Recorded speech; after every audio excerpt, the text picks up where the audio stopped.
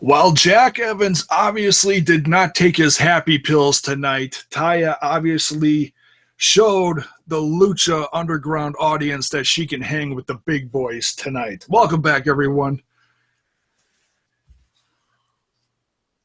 Lucha shenanigans? Oh, okay, here we go. Welcome back, everyone. Smash This Podcast is live. Again! Yes, we are reviewing episode number 3 of season 3, Ultimate Opportunities. And again, welcome everyone. And it's I'm still learning this whole live process. I'm getting a little bit better as we go along, bit by bit, episode by episode, show by show. And joining me tonight is the one, the only Mile High Laz. How you doing, man? Hey, we're doing all right, man. I just got done watching some Lucha Underground. I got reminded why I love Lucha Underground, and Taya was on my screen a lot tonight, and she's crazy. Like, she's everything wrong with the universe, and I love every second of it. Dude, that is whenever she's on your screen, dude. That is never a bad thing. Seriously, no. She's got so much talent, dude. She's one of Lance Storm's trainees. Yep. She's so just genuinely. I mean, she's so well trained, and like the character is coming more and more to her naturally, like as she goes along. So like, where she's going to be in 3 or 4 years, it's going to be scary. Yeah. She's quickly becoming one of my top favorites as far as the women of Lucha Underground. But we have so much season to go. We're going to see so many things from so many different women between Cobra Moon, Sexy Star, Evilise, and that's just scraping the top. Yeah, we may even see some new chicks this season. Who knows? So let's see. Yeah, you want to talk about the matches, or do you want to talk about the storyline stuff? Step through the show, man. Let's just go ahead and walk through the show. Okay. You're steering this love boat. I'm just helping paddle. So as we crack a cold one, let's get into this, folks.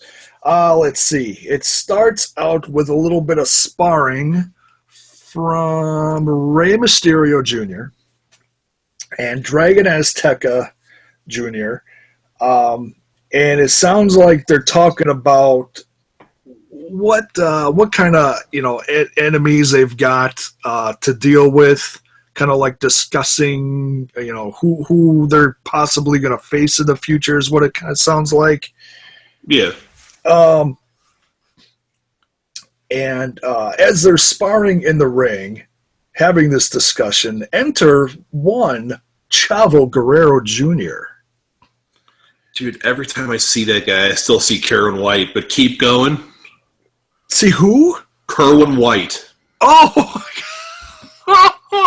I realized he's Chavito, he's all these things, but it's like I can't get that golf cart and that horrible sweater out of my head. Like it's burnt in. And the blonde hair. Oh man, like that whole thing was like it's like that was the WWE. That was WWE in a nutshell. It's like if you ever wanted to know what wrestling is, just look at that angle, and you're just like, wow, okay, you people are weird, and I really like you because you're my people. So, and that was the birth of Dolph. Not to get too far off the subject too quickly. Yeah, he was the caddy. That was Dolph Ziggler. Yeah. Okay. Oh my God. All right. Sorry, man. I'm being tangential, man. Let's go. That's okay. So Chavo gets in the ring and introduces himself to Dragon Azteca Jr. as he's got him in a submission on the other side of the ring, and Rey Mysterio's trying to keep his calm and try to keep his cool, and he's like, all right, just let him go, man. Just let him go. So obviously, this is the start of something between Azteca Jr. and Chavo Guerrero. And I think that's awesome because you've got a young up-and-comer. And Mysterio's going to play the role of he's basically going to play the role of the mentor for Azteca.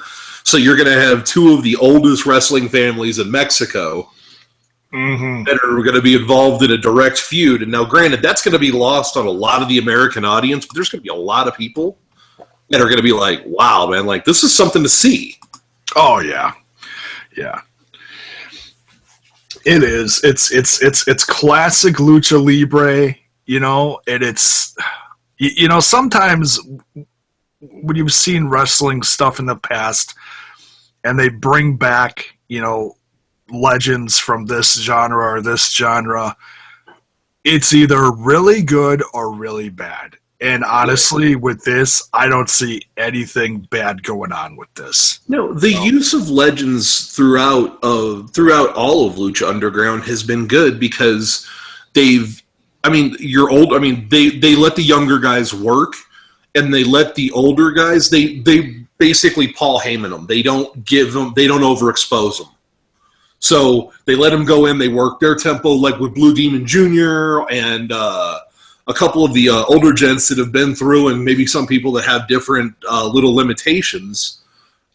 They've basically they've tailor-made their storyline to those people, and it shows. Yeah. Like, it shows masterfully. Like, they do a great job with it. Yeah. So, you know, they get that segment set up. It's gonna be, yeah, like I said, it's gonna be really interesting to see where that goes between Chavo and Azteca Jr. and where Ray is gonna go in this, because he's got, you know, he's, like you said, he is the mentor and he's got a lot of history with Chavo.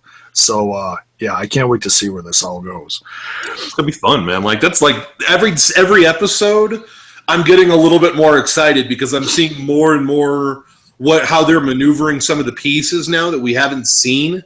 So it's like, because you're kind of curious. It's like, okay, where's this person going to come in, and where's this person going to come in, and where did this person go, and is this person coming back? Because the beautiful aspect of this is all the results are posted online, and I can choose to ignore it.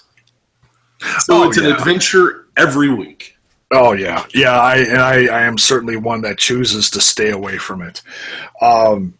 Because the true fans of this brand hate spoilers. They really do. And obviously some stuff comes out here and there that you catch, like, oh, so-and-so just signed with Lucha Underground, you know, and you can't get away from stuff like that. That's a little different, but like, my thing is it, like, to me, this is the wrestling that I like. It's a story. Like, this is what old NWA wrestling used to do. This is what the old territory wrestling used to do. They tell you a story. Now, we're going to go into that later because I got a nice little micro rant. And it's also kind of an explanation. And it's something tonight that literally just, I kind of always thought that, but it smacked me in the face so hard tonight, I just couldn't ignore it anymore. All right. Can't wait to hear that. Next, we get into our first match of the evening, kicked off by the one, the only, the jefe of the joint, Dario Cueto, the boss. Spinning his Dario's Dial of Doom to see who is going to face the Lucha Underground champion for the championship. And we find out it's the Mac.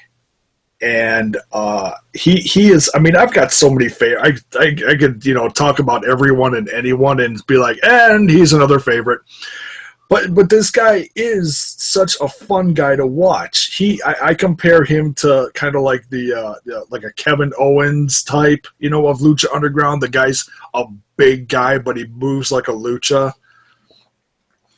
The other thing with Willie Mack, you have to remember, he's actually from LA.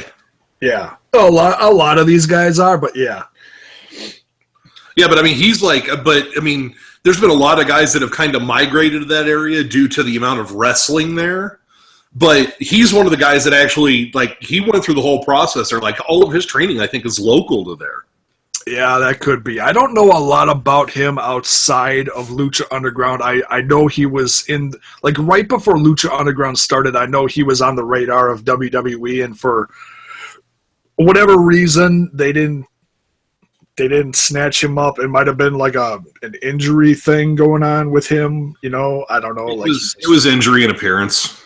I mean, that's what it comes down to. And, you know, but Willie Mack's gimmick is he's the big guy that can fly. That's what he does.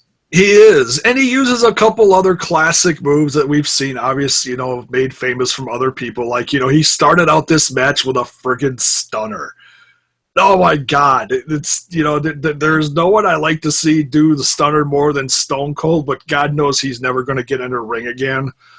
So hell yeah! If that's all we get to see is like this guy doing a stunner every match and just kicking someone's ass, no matter who it is, I'll take it, man. I love me a Mac stunner. I think it was in PWG. I want to say it was maybe ACH versus Rich Swann. Oh, and the thing that was so funny about it was like halfway through the match. Somebody was wearing a Stone Cold vest in the audience, and they like threw it in the ring. Well, ACH puts on the vest and automatically turns into Stone Cold. All the mannerisms, all the moveset, the whole 9 yards. I think I've seen parts of that. Yeah. And then when Swan turned, he became The Rock. I mean, it's wrestle ridiculousness, but it was just so well done that I loved it. So.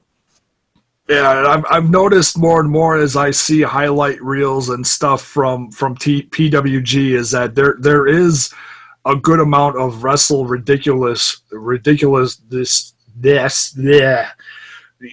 right, right alongside all the awesomeness of the high spots and everything. Okay, like Bola just happened. Okay, like I think it was night 2, I think, was the night of Meltzer's 5-star match, that trios match. There was a few of them, but yeah. They had I'm talking about the one with Seidel, Ricochet, and Ospreay. Like, it was just like, I mean, it was pretty much every flippy guy in the universe. It's the best flippy guy in the universe, and they were all in the ring together. It was just insane from all reports. But they had one of my favorite thing of the Bola weekend is the 10-man tag on night 3. It's everybody who was eliminated. There you go. It is absolutely friggin' hysterical because by this point, everybody's been there since Friday. They've been in the Legion Hall, drinking and partying and working and like busting their ass and doing the highest spots they do all year. It's 1,000 degrees in the room from what I've heard. And like by the time they get to night 3, they want to take something that it's a little bit more down tempo. Yeah. But that's where they bust out a lot of the comedy. And like some of those matches, I mean, that was this year, did you see the photo of Jushin Liger leading the butt parade? I saw that, and I also saw some kind of like slow motion thing that he was doing in the ring. Yeah, that's the 10-man tag night 3. Yeah.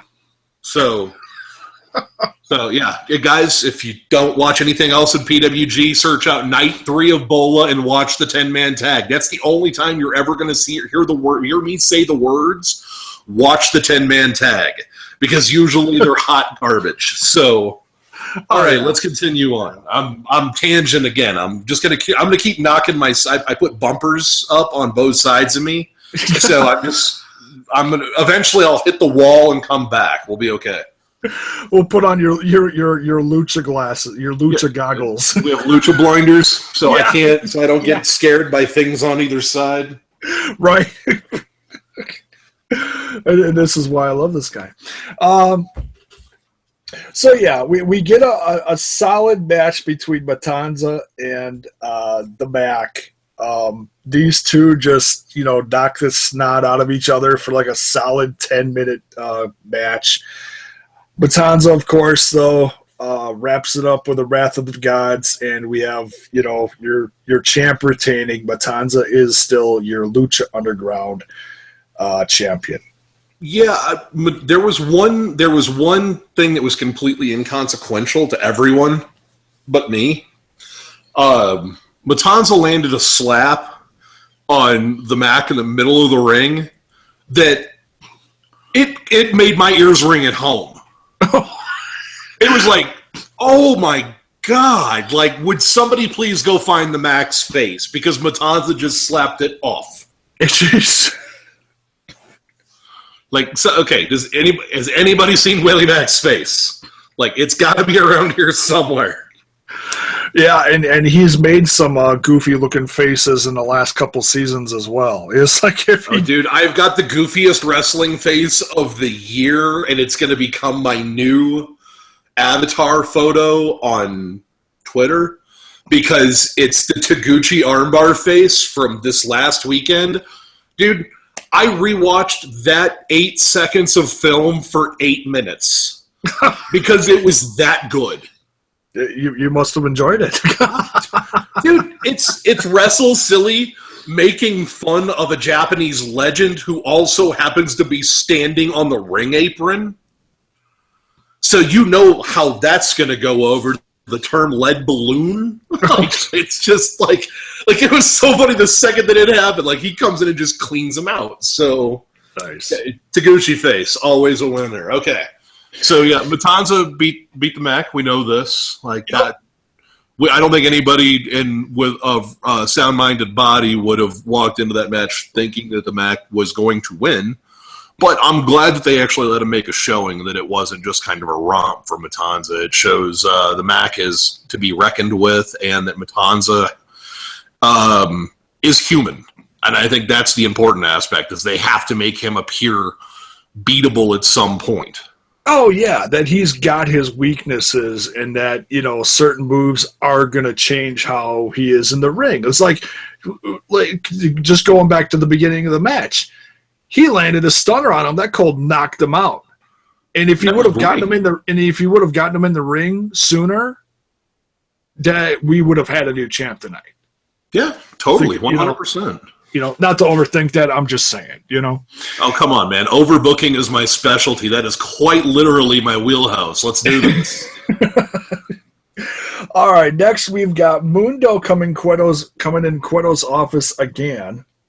Second time this season, demanding that title shot. Becoming quite adamant with it.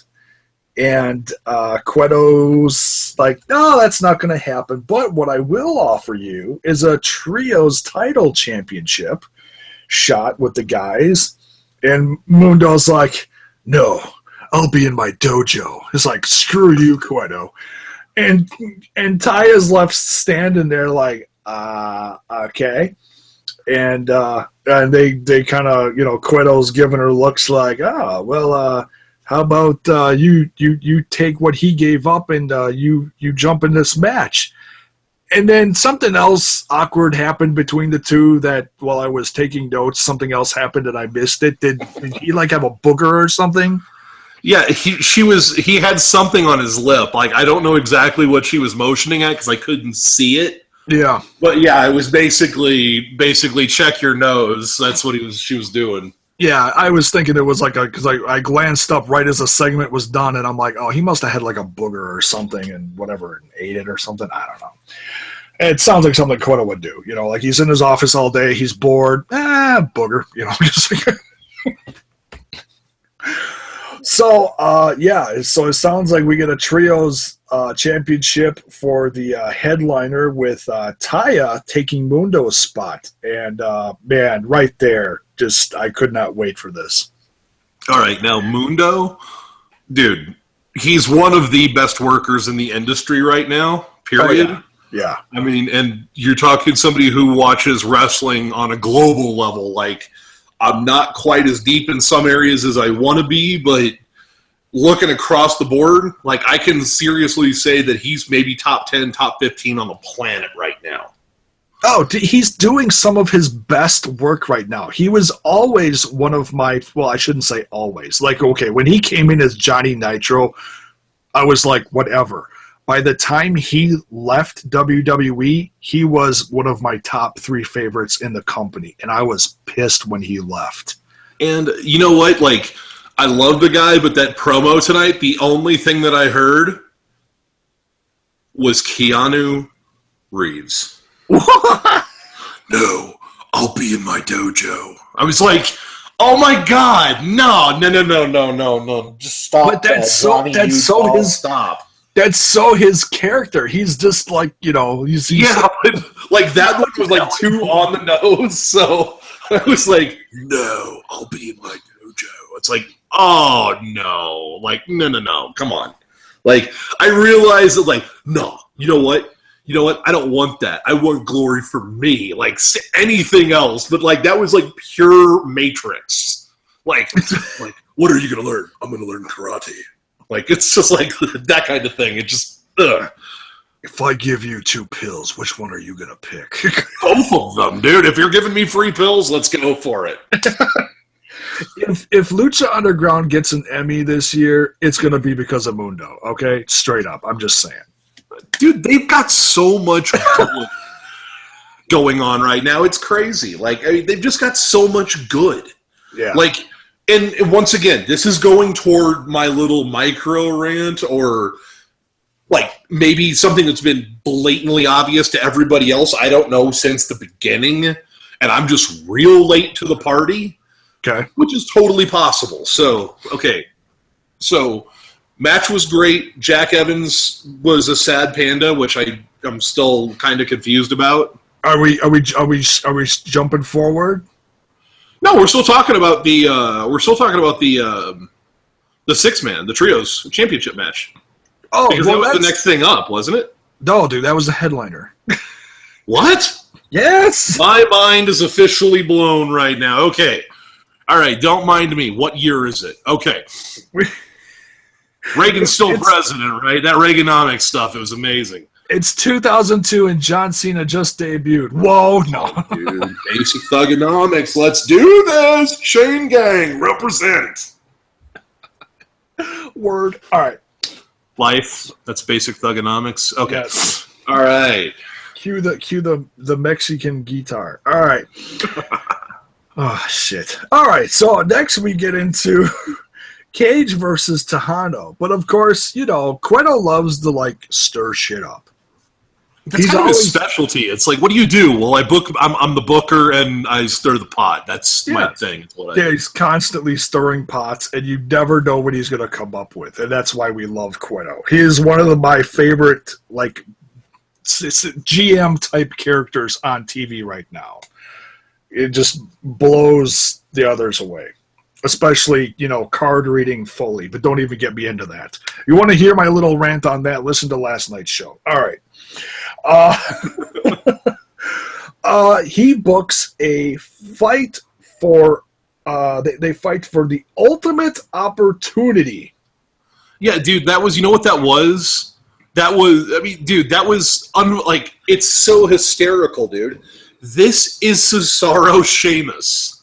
The WWE literally took everything about it, except they defined some terms. Instead of a best of 7, it's a best of 5. Instead of a title opportunity, it's the ultimate opportunity. This is blatant plagiarism by the WWE. 100%. Well, it's been done all throughout wrestling history. Sure, but we're talking in the same time period. We're talking something in the same window. Like, what are the odds? Oh yeah, and all this stuff, and we were going to destroy some kayfabe here, but all this stuff was booked. It's just hilarious that this is going on now, because this was all shot between like January and February of this year. Because the WWE cannot act on an idea quickly unless they're ripping off Matt Hardy. Like, they can't act on something quickly, and in the situations that they do act quickly, they shouldn't have acted at all. Yeah.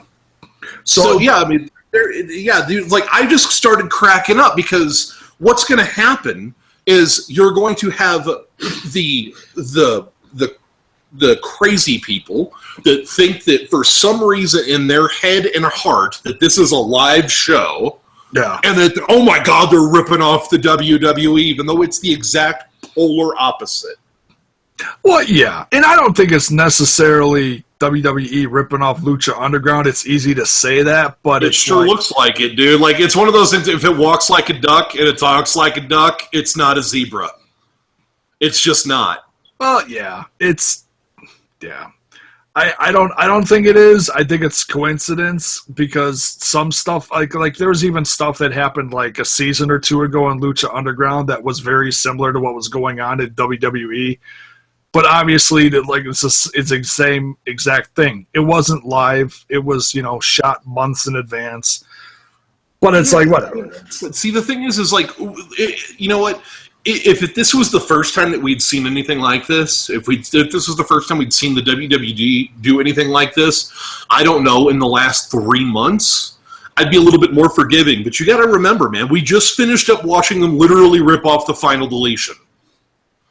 I mean, almost the week after. Like it's one of those things where when it comes to that product now, it's like, come on, guys, like. Yeah. It's like you're not even trying. You're just looking at whatever. It's like the weirdest thing ever. Vince didn't want to acknowledge any other wrestling organization in the world outside of the WWE for the last 40 friggin' years. Yeah. And his writers are ripping off everything on TV. But you know what's going to be the stinger of all this? Is that Lucha Underground perpetually does it better. Okay. Yes, you beat me to it. This is going to... Well, plus this is 5. This is just a best of 5, which is, sure. It doesn't matter if it's a best why? You know why they're going to crush this? Like, why it's game over. Like, this, like, here's where I feel bad for Cesaro and Sheamus, okay? Yeah. They're going to end up on the absolute shit end of this. Because the guys working for Lucha Underground, Cage and Tejano, will be able to escalate this feud that a best of 5 needs to escalate to, where they're going to be able to turn it up another 3 notches over anything the WWE would ever sign off on.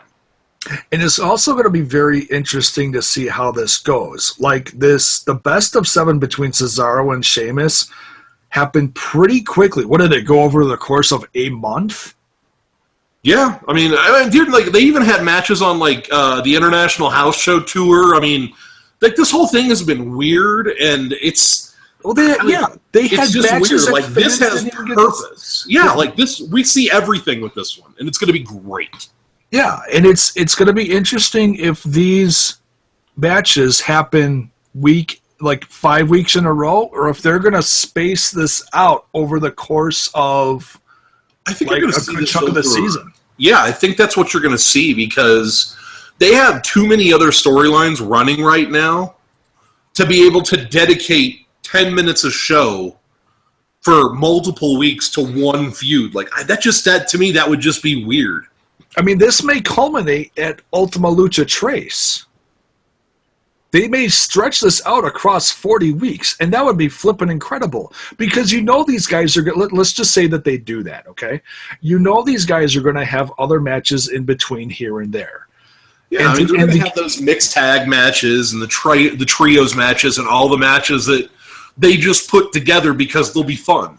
Yeah. Or I'm just thinking, like, you're going to see, like, Tejano versus – let's just say, like, Killshot, okay? And then they're having a great match, and all of a sudden, out of nowhere, Cage dives off Cueto's office and takes them both out. Boom, match thrown out.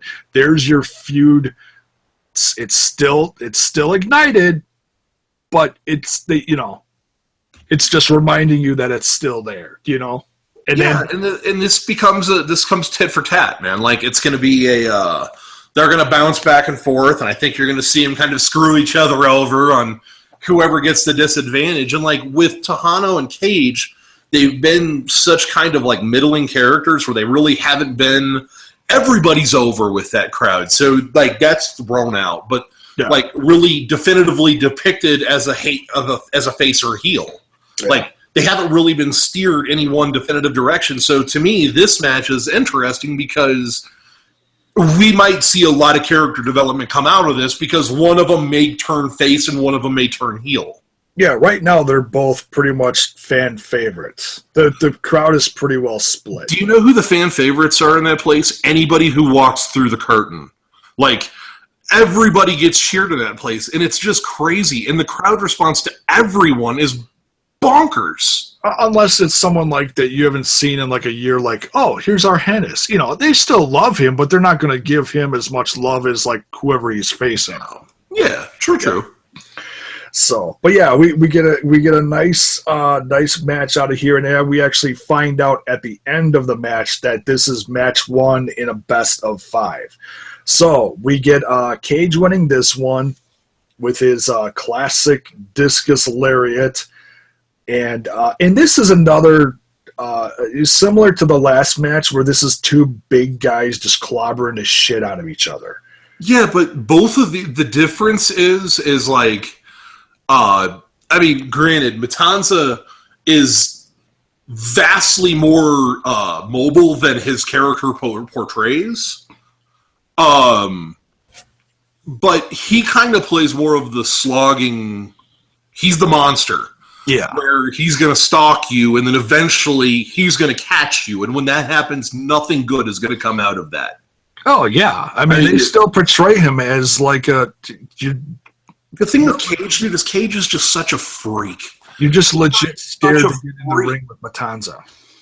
Yeah, but like with Cage, like a guy that wide shouldn't be able to do like springboard moonsaults off the bottom rope. Like that stuff shouldn't be possible.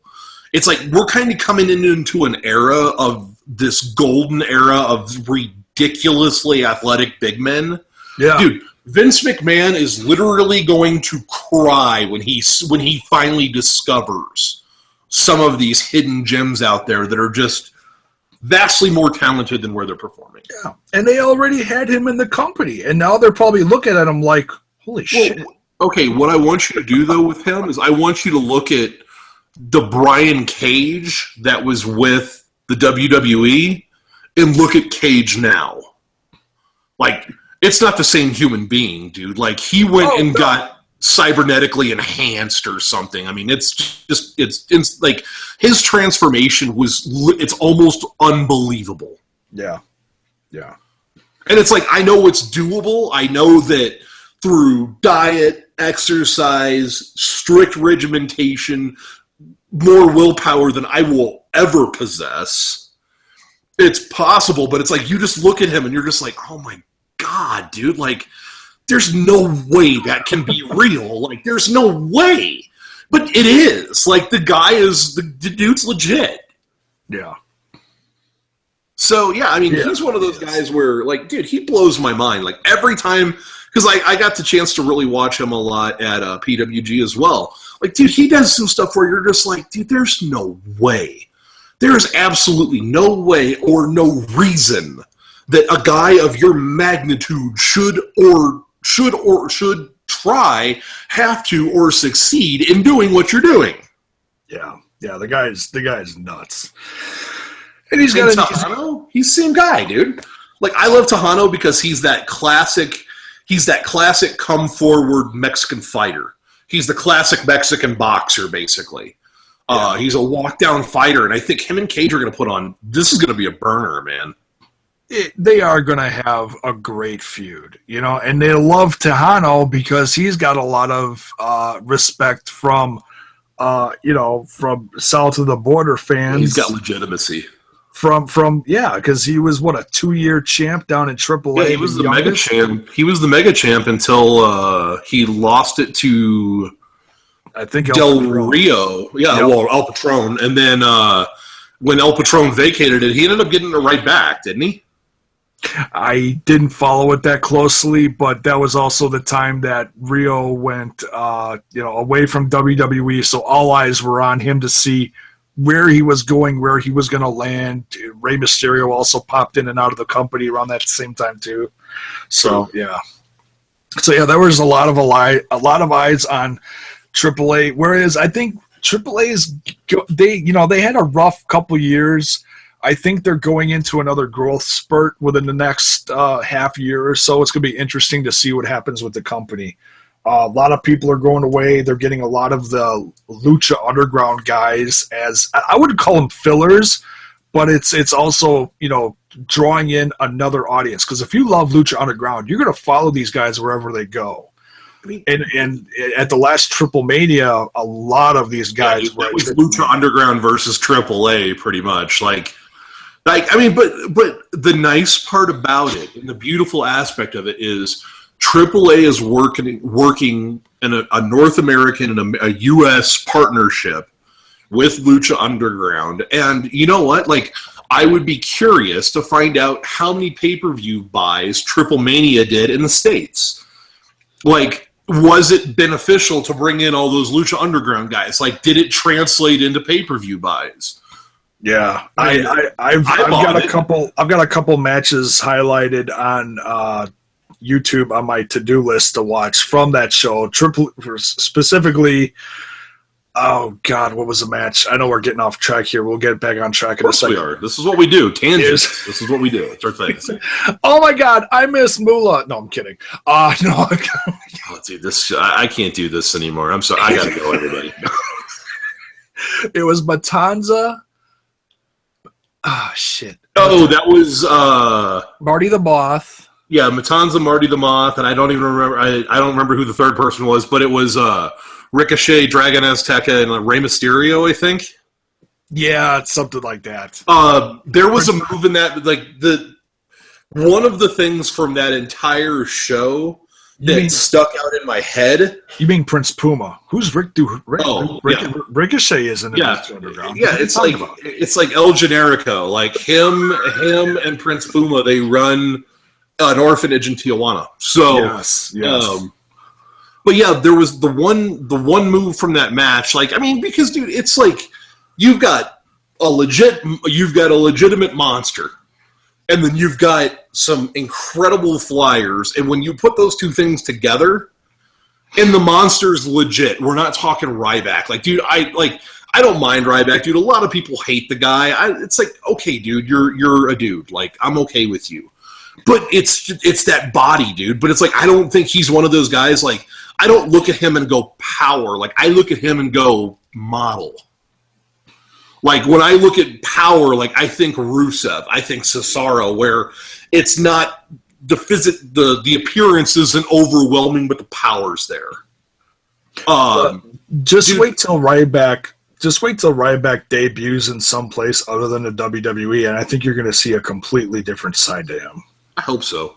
Yeah. I mean, dude, I want to see that guy I want to see that guy be able to work the indies, kind of get his own character together and come back, because it's like I see the potential there. It's like the same thing with Roman Reigns. It's like I see the package, but it's like, give me more.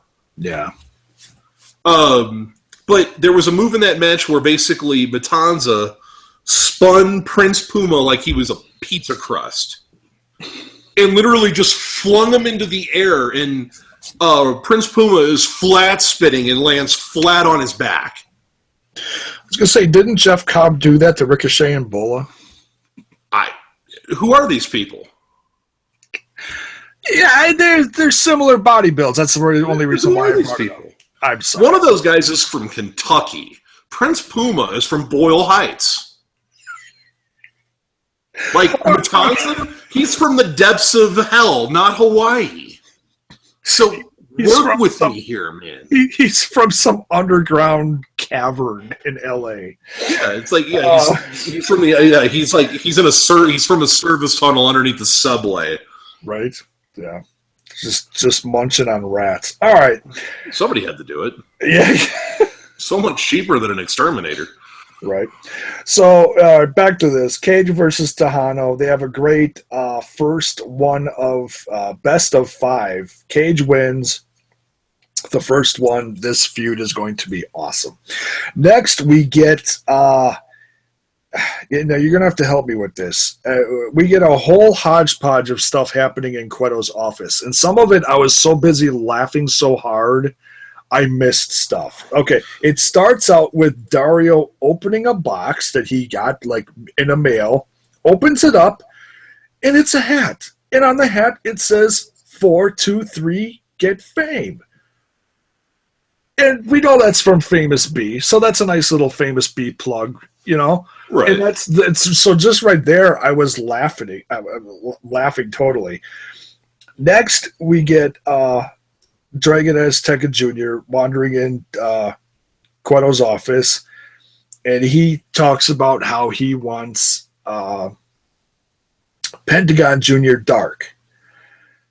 I don't want Pentagon Jr. dark. I don't want that guy anywhere close to me. That guy scares the hell out of me. Yeah, right. Yeah, who actually wants to get in the ring with him? This the size of this guy's cojones. He's got more cojones than brains, I think. And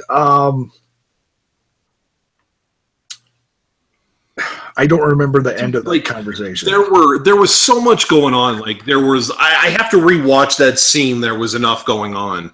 Well, and he was also looking at pictures that he threw away, and then they ended up back on his desk. Yeah, and then he ended up giving them to somebody, and I don't even know who that person was. He said Ricky. Was that Ricky Mandel? Who knows, man? I think that was a guy that was in season 1. And he was like one of the, I hate to use the term jobber in Lucha Underground, but he was one of the guys that didn't have a storyline per se. And it was just used in some really good matches. Yeah, it's like they have, I mean, that's the cool thing about this show is like they've got some people that they use in different parts. And so it's like you don't really get burnt out on anybody because nobody is way overexposed. Yeah, and he had a totally different look too. Like when he was in season 1, he looked like he was like, straight out of high school, and now he had his hair shorter or pulled back, and he had like a full beard. It was like, whoa, the kid's grown up. And he's like, hey, boss, how about a match? And Dario's like, here, have some pictures. And Ricky's like, oh, cool, thanks. It was like, oh, gee whiz, thanks, boss. Yeah, it was so funny. And then last part of that segment is Chavo. Being Chavo? My wife is stealing my snacks. Damn you, wife. Dude, then there's fighting words in my country. And you better be really, really, really happy that we're not in my country because I can't afford an ass kicking right now. So I just got a live raspberry. You folks will appreciate that. All right, that's the show. Last part of this chaotic segment in Cueto's office, getting a lot of attention in this episode. Jeez Louise. Chavo enters, and he wants, what the hell did I write here? Oh, he wants a match against Dragon Azteca Jr.? Yep. Okay, I don't know what the hell I wrote here, and that is not Dragon Azteca Jr. It's a match against Pimpernella Scarletta. That's almost what it looks like, yeah. Nice. I'm not even going to spell it. Anyways, and from here, I'm going to skip ahead past the main event and go to the last segment in Cueto's office, as long as we're on Cueto's office. Word. Ray's in Cueto's office at the end of the episode, and they're talking about Dragon Azteca Jr., and it's really interesting the kind of conversation that they have. Usually when Cueto is talking to someone in his office, he's talking down to them, or he's talking at them. He's not giving them an ounce of respect because he's the boss and he doesn't give a shit. He was talking to Ray almost like he was like a partner. It was you also have to remember that Ray has some stroke at El Rey now, and Dario's looking for more work. Yeah. Like in his off hours. So, but at the same time, interesting the amount of respect that he was giving Ray. Yeah, and it's the weird thing with him is I've seen him we've seen him be the total condescending douche. Yeah. And then we've seen him almost be borderline endearing to some people. He, to me, if I had to pick somebody in this show, Dario Cueto is Tyrion Lannister. Everything that goes, there is so much more to him than what you actually physically see. Yeah. So, he's my favorite. Granted, he probably gets more FaceTime than most, yeah. But at the same time, he doesn't waste it. You don't feel like he has any just filler segments, which is good. That's always good. Right. So they're talking about opponents for Dragon Azteca Jr. and they make the match for Chavo Guerrero because Ray doesn't want Azteca Jr. facing Pentagon Dark. He thinks he's not ready for that, which is understandable. If he's if he's mentoring him, he's not going to say, oh yeah, we'll just throw him in this match.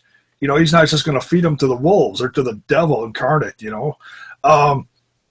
He's going to put him in a match against someone who he can help give him be like, okay, this is what you got to look out for in Chavo. This is what he does. They could sit in the basement, eat popcorn between sparring matches and watch tape on Chavo. Stuff like that. I mean, yeah, and they could ride that. I mean, dude, and that's a season-long story if they want it to be. I mean, because there's so many layers to it. Yeah. Like, I mean, there's so much. I mean, there's so much history, like through the independence with the Guerrero family, and you go through all of Mexico, and then you could follow Eddie's rise through the U.S. and even Chavo's. Like, I mean, there's so much story. Like, that could be 40 weeks, and they could do a 5-minute segment on every show, and they could continue that story, and there'd still be a story to tell. Yeah, if they wanted to, yeah. But we know Lucha Underground's better than that. Absolutely. So, and then the kicker of this whole segment is Cueto makes Ray, because he values his participation in the upbringing of Dragon Azteca Jr., makes him special guest referee. So that's going to be interesting to see how that turns out. If Ray interjects or not. Yeah, I mean, because you would assume Ray would back the face, but if he assists, that's heel. So it's like you could see. I could see that play both ways, and it's like I would like to see Mysterio have a mean streak. Like, that to me would be interesting, but at the same time, he's also a great face, and due to his lineage and history, that face probably makes them more money. Well, and we saw an ounce of that last season where we saw Azteca Jr. and Prince Puma and Rey Mysterio all talking about stuff backstage last season, and this guy gets upset at this guy. Egos start flaring. We saw a little bit of that. So, but that to me, that's every wrestling promotion ever. Like, that's all it should take. It's like, I don't need to know about backstage intrigue and this person dating this person. It's just kind of like, hey, you know what? According to them, you're better than me, and I don't think you are. Okay, cool. Let's go have a match. That's all I need. Yeah. Keep it simple, yeah. Yeah. It's like, I don't need anything elaborate. Like, sometimes the simple storytelling is the best storytelling because it allows everybody to know exactly what's going on, and they're ready to move forward. They're ready to follow you.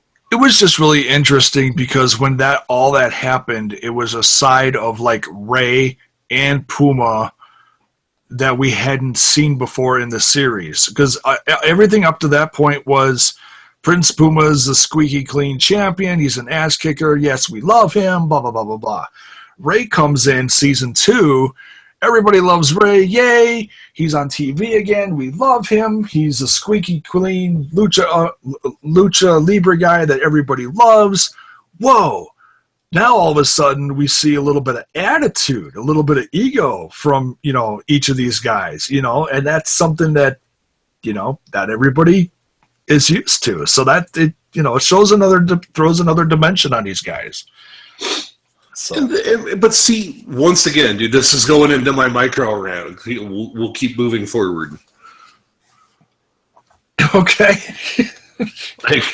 and it's so just like granted, man, I'm a little bit slow. I'm a little bit late to the party. So everybody else is probably just going to go, dude, what in the really? Like, you just now figured this out. Yes, I did. I'm sorry. We'll see. I'm sometimes that same way. Now, before we get into the main event, I don't want to skip over. Go there a half hour ago on accident, and yeah, okay. It's Taya. That's we'll just blame it on Taya. Dude, I got the wear a Loca thing. I'm usually not a blonde guy, but I like crazy. I don't know what it is. It's just the crazy. Oh, she's all of the above. The segment, and I don't remember where it happened in the show. It happened so quick, and I was laughing so hard, as I know you were too. I didn't even take notes on it, but it just popped back in my head. So I got to talk about it before I forget about it. The segment in the basement where we see we see Son of Havoc watching a 423 Get Fame, Famous B, and Beautiful Brenda commercial. Okay. Oh, tears again, tears. And he's watching this, and he's just shaking his head. Then all of a sudden, we look to the couch next to him, and we see Mascarita Sagrada, which is just amazing. Oh my God. And they're like, I don't know, they're like sharing a bowl of popcorn or whatever they're doing. And all this, and they're talking, and they're like, we need to do something against this guy. They're kind of you can see the little conspiracy growing. Yeah, but see, the thing is like you left out the best part. Son of Havoc, of course, did almost all the talking. Oh yeah, because Mascarita Sagrada just nods his head and waves his hands. Yeah, exactly. But the thing is the best part was Son of Havoc is sitting there watching Famous B. He's got this like giant novelty hot water bottle that looked like something straight out of like a Christmas story. Like, I don't know where the hell he got that thing. But he's got that on his shoulder, and he looks at him and goes, man, I don't like that guy. What do you think about him? And what does Sagrada do? He gives the finger to the TV. Oh, yeah, that's right. He flips off the TV. And then over the corner or over the shoulder of Mascarita Sagrada, we see someone at the the door opens. We see someone at the top of the stairs, and it's Mama Havoc. Oh God, man, just tears. But I mean, okay, I'm not a big guy for product placement. Like J-Bone and I were talking about this before we went on the air. Yeah. I mean, like, dude, in a lot of places, it's so contrite. I mean, like WWE doesn't even try to hide it. Like, they're backstage in an arena and there's a Subway back there. Like, that shit doesn't happen. Like, I've been backstage in a lot of arenas. I've never seen a Subway back there.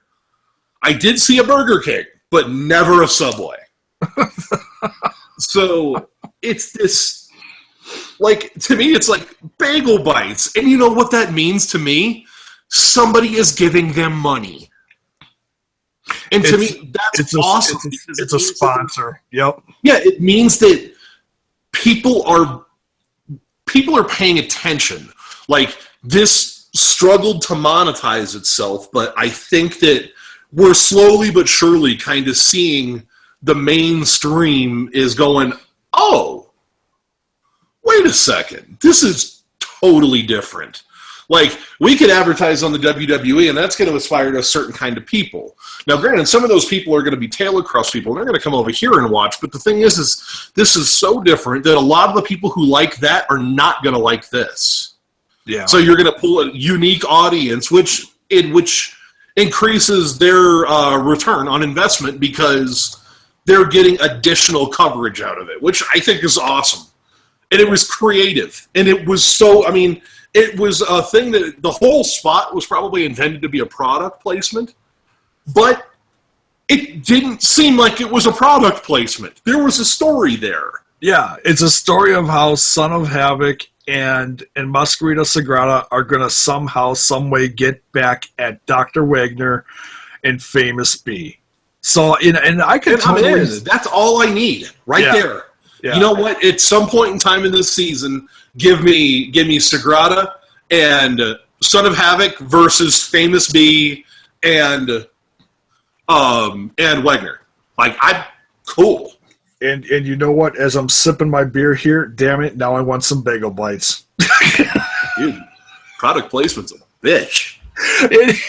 when I'm watching Raw, I get so freaking pissed because you see Sonic, you see Domino's, you see Burger King. And the thing that cracks me up, dude, is like you look at all of these athletes and you go, you don't eat this shit. Yeah, and by the end of Raw, I'm shaking because I want so many different things. I am losing my mind, and I'm like, screw you, WWE. All of it in my face. I want it now. I just want a Twinkie. Shut up. Dude, I don't really know what I want, but I do want a Twinkie made out of McDonald's French fries and on a Subway. Like, I don't know what happened here.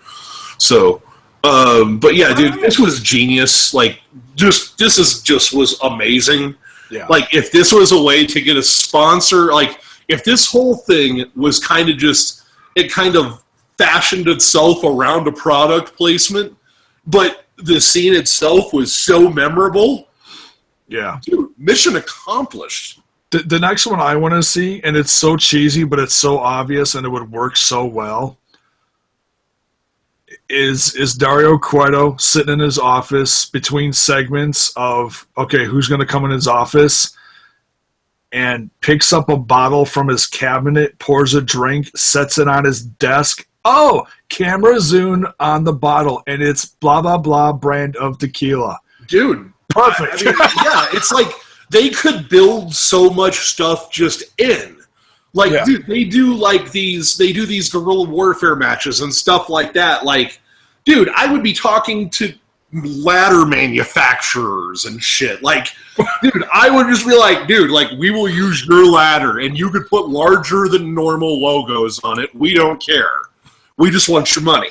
Dude, Lucha Underground needs some freaking ladders. Have you seen those ladders? You don't want to touch those. You might catch something.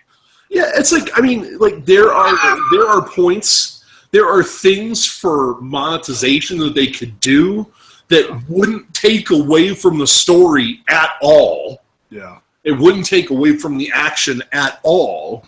Yeah, and they could monetize it. I mean, it's like, I want to see these guys make some money because I know eventually if they don't start getting a return on investment, they're not going to want to do it anymore. Yeah. This is going to be their make or break season. This is going to be the season that blows them, either buries them or blows them out, out the roof. Because this is 40 straight weeks of holy shit, let's grow this, Yeah, I mean, it's like they're going for it, and it's like, and if it fails, it's going to be through no fault of their own. Like, these guys went balls out. Yeah. So, like, I'm like, dude, it's like I'm excited. Like, I'm 100% excited about everything they're doing. This is the one thing out of the whole week of 24 hours of WWE programming, the 1 hour of Lucha Underground. About, dude? The pre-show for next week's Raw has already started. Dude, I don't want to compete with Raw. Screw that. God, dude, we're gonna be head to head. This is terrible. All right, guys, this is the end of the show. We gotta go.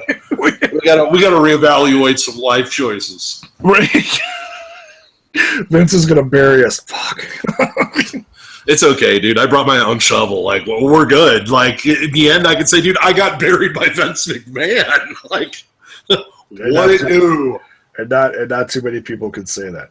All right, let's get into this main event, the Trios Championship match, and and just another great example of we didn't see all of the same matches on this show.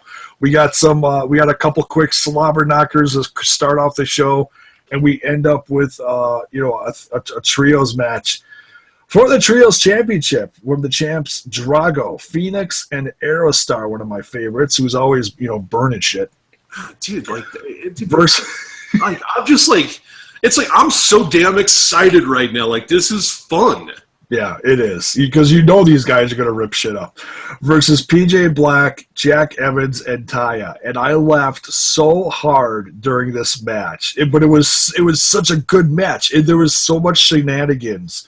And so much drama from one, like I said at the top of the show, Jack Evans did not take his happy pills during the show. Yeah, dude, he was like super sad panda tonight, dude. It was weird. He was full-blown, pouty face, I am not going to tag this bitch. It's like, dude, he was Raven without a promo, is what he was. It was just weird.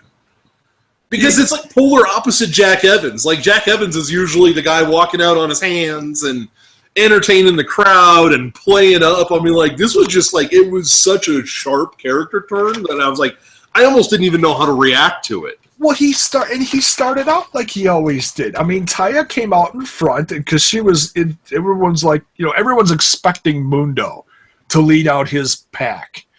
And there was no Mundo. It was Taya coming out there like, hey, I brought the boys. You didn't expect me, did you? And all of a sudden, in comes PJ Black and Jack Evans jumping in front of the camera. Jack Evans, like, falls down or something. And the PJ Black pushed him over. Yeah, it just slapstick just continues from there before they even get in the ring. I'm already dying. Yeah, but it was weird because it was like, I mean, it was one of those things where it's like, I mean, the heelish faction, like, you're always going to get grinding, where, like, all the pieces are not always going to be in unison. But it was really weird that, like, it was almost like they were scolding him to be serious, and instead of being serious, he just quit. Yeah, like, it was just weird. Like, that whole thing was like, I didn't know what to do. PJ Black's trying to get him to be focused, and Jack Evans just crossing his arms and like, no, screw you. Where's my Kleenex? I'm out of here. He's like, and then he sits down like over where Melissa Santos sits. Oh, when he went and pouted outside, which was even funnier. Oh my God, he's like, dude, that whole thing. It's like it was so out of character and so weird. It's like the second half of this show, I'm gonna have to rewatch. Like, I feel like I missed a lot because you said some things already that I didn't notice, and I already knew that I missed things.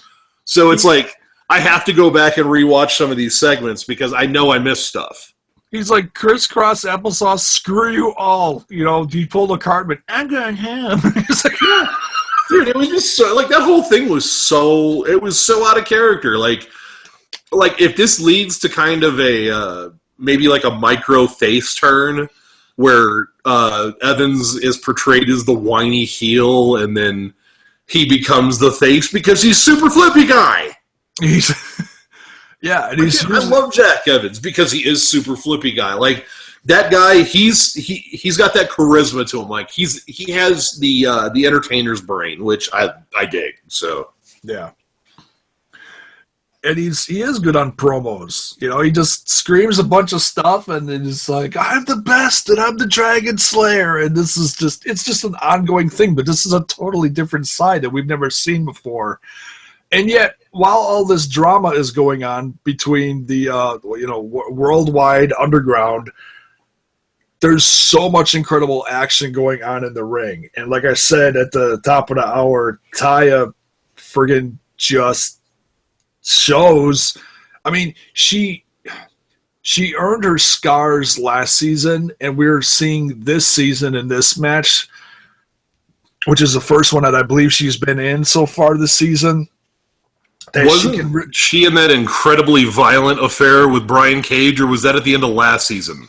It was during last season. Okay. She was in there was a couple of them. That whole thing just scarred me. I feel like that was yesterday. Like, that whole thing was just like, wow. Well, like my wife was actually watching this with me tonight, and I explained to her that I'm like, last season Taya freaking went through like multiple tables to another match where she was like doing one night. Yeah, it's like, where first Clash segment she had, dude. She got thrown through half that arena. Yeah, and in another where there was a cage in a cage match, she ends up diving off the top on top of him. It's like, geez, Louise. So yeah, she earned a crap ton of respect from me between last season and this season. Yeah, dude. It's like the thing is she was always. Like, what I thought of her, like, over the first two seasons and kind of watching her perform in Mexico, the AAA stuff that I've been able to find that she was in, she was kind of that puppy with big paws. Like, you saw the potential there. Yeah. And it's like, her confidence, it seems like every week, every time she walks through that curtain, there's a little bit more there. Yeah. And like, she's one of those ones that's like, you keep seeing that growth, and you're just like, man, like, dude, eventually you're going to be terrifying. Yeah. Because you're going to have that level, you're going to be able to take that level of, you're going to be able to take that magnitude with you wherever else you go. Oh, yeah, yeah. You know, and just another great example of how good Vampiro and Matt Stryker do. They talk about, you know, how, you know, where she was trained and everything. And, you know, to give her relevance, she's not just a diva, you know, slap happy in the ring. You know, they're like, hey, she was trained by one of the best, you know, watch what she can do. And she did, you know, she put on a great show tonight with the guys. But the Trios champs retain tonight. Drago, Phoenix, and Aerostar put on a hell of a show. They retain. But at the end of the match, of like any other Worldwide Underground match, there is some shenanigans, of course. Mundo jumps in and attacks while, you know, Pouty Face is still sitting outside of the ring. PJ Black, Mundo, and Taya put a beating down on the Trios champs. And then... and then Sexy Star jumps in the ring and starts whooping ass. Oh, man. And it's always great when we see Sexy Star come in the ring. So, yeah, and you know, Sexy Star being the Lucha Underground Gift of the Gods champ, she's got quite the loaded season ahead of her. So it's going to be interesting. You know, I could see her going against a couple different people this season besides going for a championship eventually. You know, we see Taya. I know her, you know, because of the trailer that we saw a few weeks before the season started, that her stuff with Mariposa isn't finished yet. So, yeah, there's going to be plenty to see from Sexy Star going forward. And that pretty much wraps up this episode. We already talked about the segment at the end of this episode with Cueto and Ray in the office. Anything else you want to add to this, brother? Okay, my micro rant.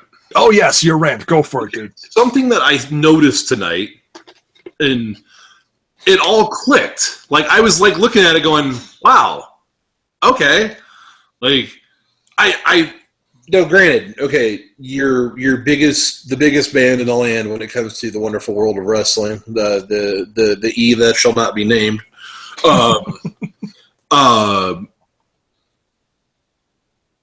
Their booking is so slipshod and so shitty, and their show structure is so slipshod and so shitty. Okay. What we saw tonight, like, nothing felt out of place. We saw them be able to kind of transition. Now, granted, I know making a live television product is harder because you're having to adapt to things on the fly. Shit happens, as they say. Yeah. But what we saw here is the presence of a true booker. Mm-hmm. A true booker. Yeah. Not Vince McMahon going, oh, well, you know what, we need Roman to look strong.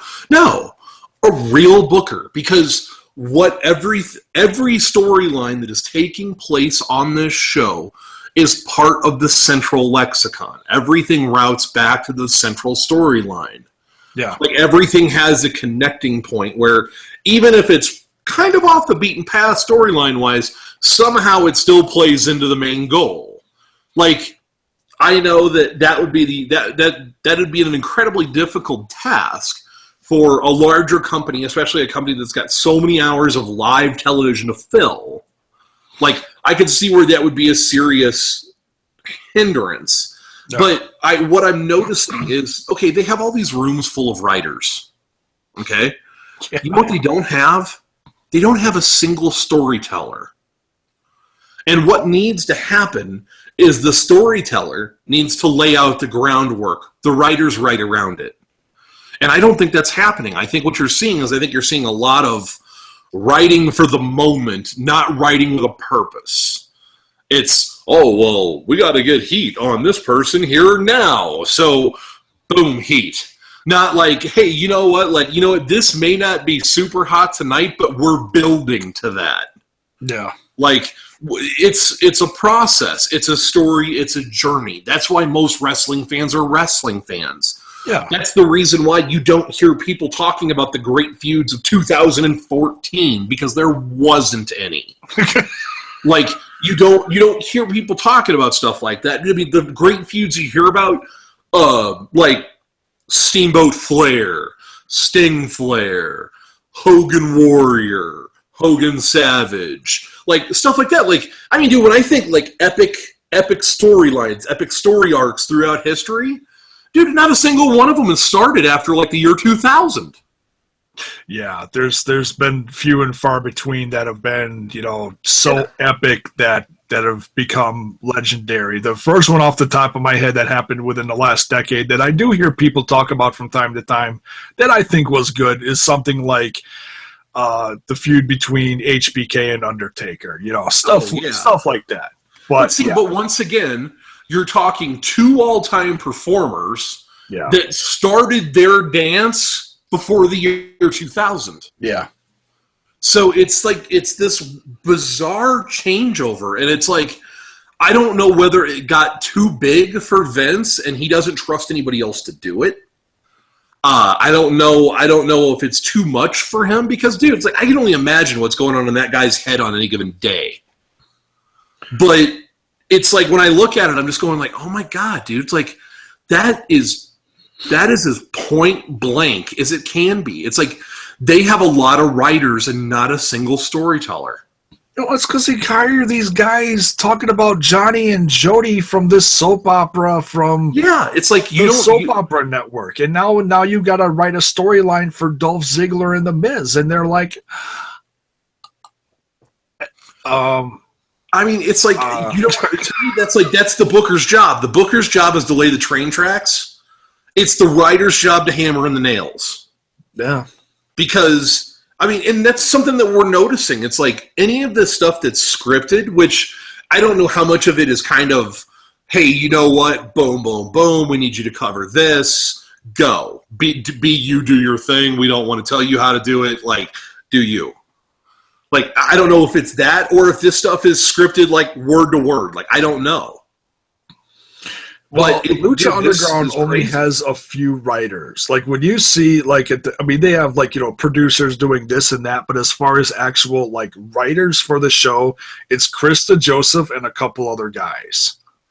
Yeah, but it's like, but when I'm talking about the actual writing, it's like, I don't know how much of these promos are 100% scripted, or how much of this is, hey, you know what, we need to do this, this, and this. This is kind of what we were thinking. Make it you. Like, I don't know if it's kind of like they're giving people like, you know what? Here's your boundaries. Here's your topics. Go. Well, it's probably a little bit of both, because they're so night and day different from what you see on other brands. You're not going to sit there on Lucha Underground and be like, shit, we're going to start out with another half-hour-long Dario Cueto promo. Yeah, true. You are never going to see that. You're going to see Dario Cueto come out, flash his smile, grab a mic, make you hate him for about 5 minutes, and he moves on. Yeah, he's going to make you hate him for 5 minutes max, and boom. All right, help me out here. I can't remember if it was the Lethal Lottery or it was another one of the WCW gimmicks.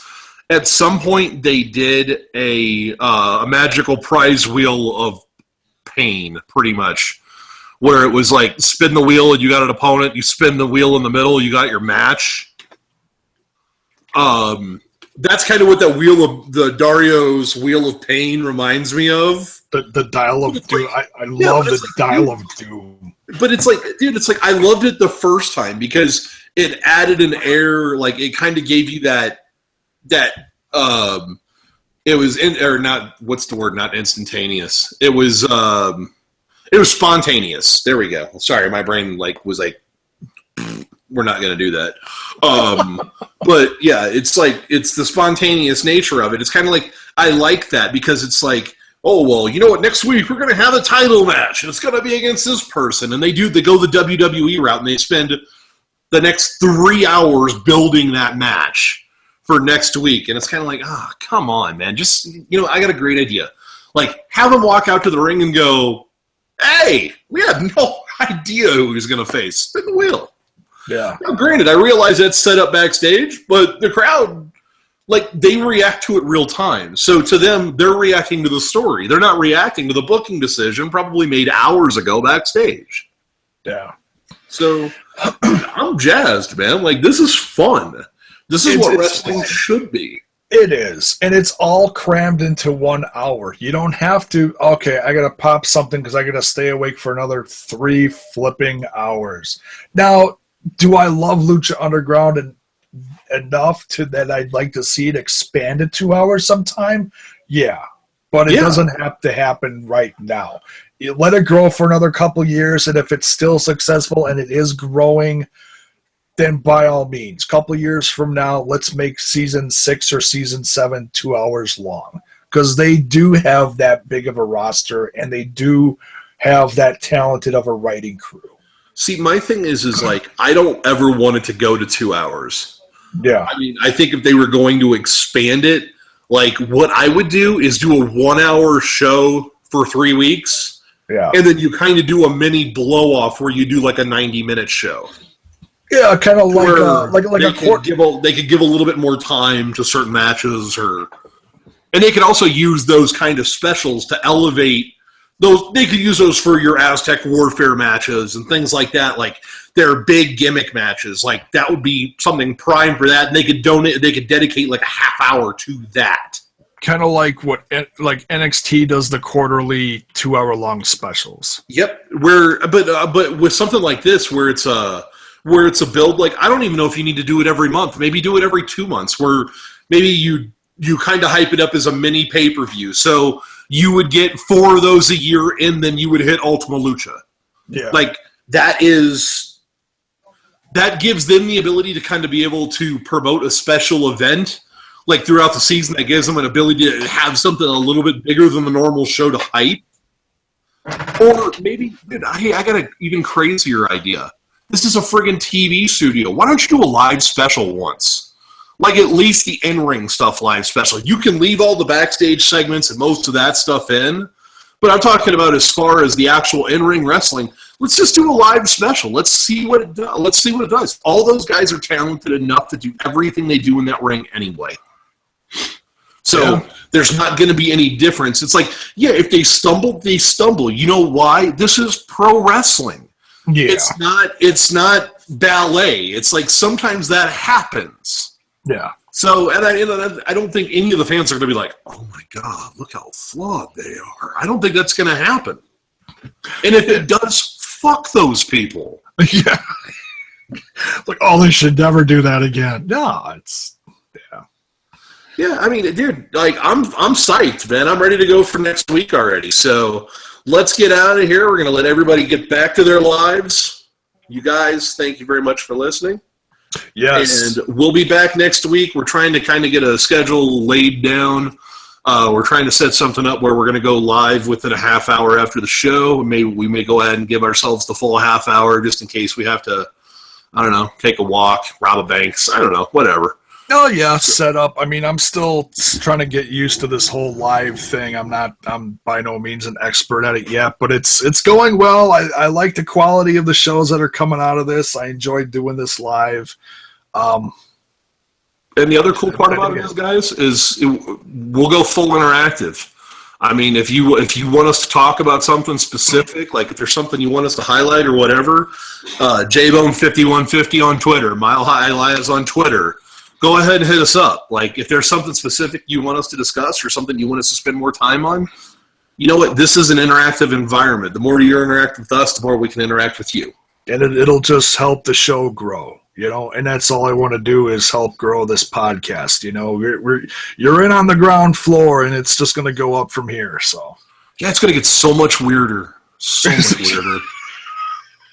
I don't want to get too weird. I don't want to have to dude, what are you talking about, dude? I got my inflatable sheep ordered. We're getting weird up in here. Well, I was going to say, I just don't want to have to, throw out a warning before each show, by the way, you probably shouldn't smoke tulips before watching this show, just, never tulips. That just doesn't sound pleasant.